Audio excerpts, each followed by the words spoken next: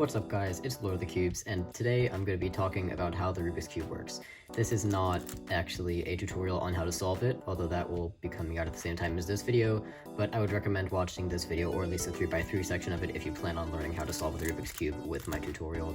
You don't think of each piece as like, this is a white tile, this is a red tile, this is a blue tile. These are one piece. These are in one, like mechanically, they're one little cubelet in here, and these three tiles cannot be separated no matter how you turn the cube. So this is a corner piece, this is an edge piece, and this is a center piece. There are 6 center pieces, 12 edge pieces, and 8 corner pieces on a standard 3x3 Rubik's Cube. The centers can rotate like this, but they can't actually be moved relative to each other. White will always be opposite to yellow, blue will always be opposite to green, red will always be opposite to orange.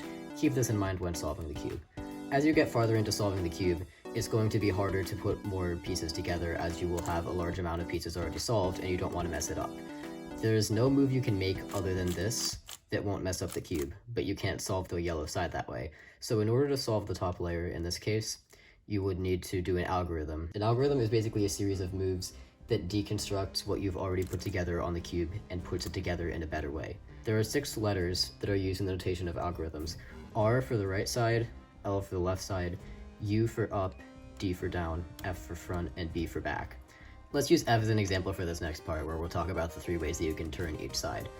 You can turn it clockwise, which is just notated as F, counterclockwise, which is said F prime and notated within apostrophe as shown, or F2, which is F2, you turn it 180 degrees. This algorithm is R, U2, R prime, U prime, R, U prime, R prime, and that happened to solve the cube in this case. But that's just a 3x3. It gets more complicated the bigger the Rubik's Cubes get. For example, this is a 4x4. 4x4s have 4 centers on each side and 2 edges per pair of edges, really. Because of this, there is no definite centers, and the centers actually can move relative to one another, unlike on the 3x3. Because of this, you have to know the color scheme of a Rubik's Cube to be able to solve a 4x4.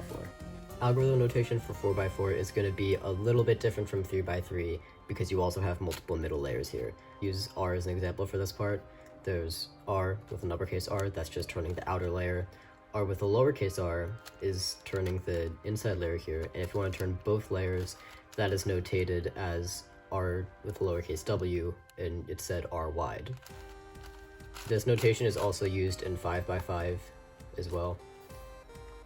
This probably scares you a lot. This puzzle is called the Megaminx, and it is a dodecahedron, meaning there are 12 centers, 30 edges, and 20 corners. Despite all these differences, it's actually pretty similar to the 3x3, other than the shape, in that it just moves the same way. You know, you turn each face. There isn't really a definite algorithm notation for Megaminx.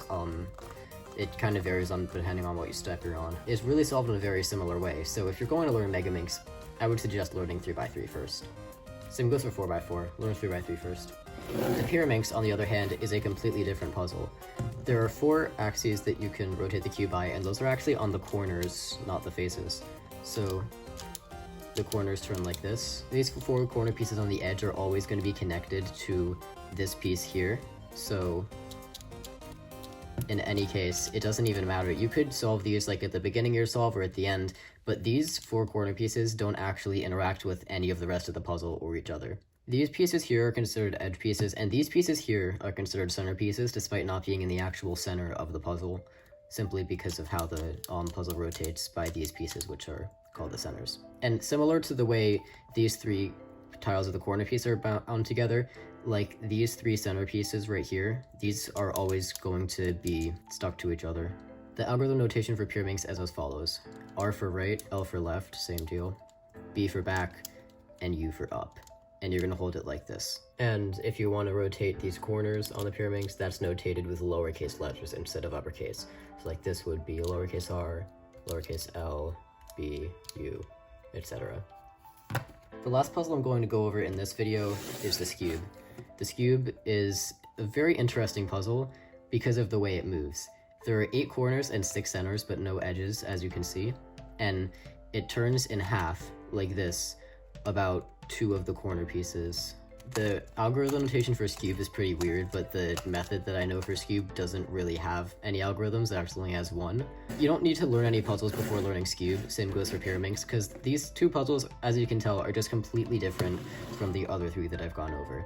And other bigger cubes, and smaller, from 3x3, the same thing really applies for the structure of the puzzle. For example, 2x2 is basically, as you can see, a 3x3, but with only the corners. So if you know how to solve 3x3, you know how to solve 2x2. 5x5 is just the same deal as 4x4, except because 5x5 does have an actual true center, then these true centers can't move relative to each other, but these other outer centers can.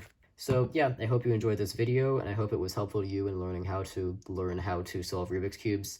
Let me know in the comments what else I should go over in future videos. And on that note, this is Lord of the Cubes, signing off. Oh, I fricked that up.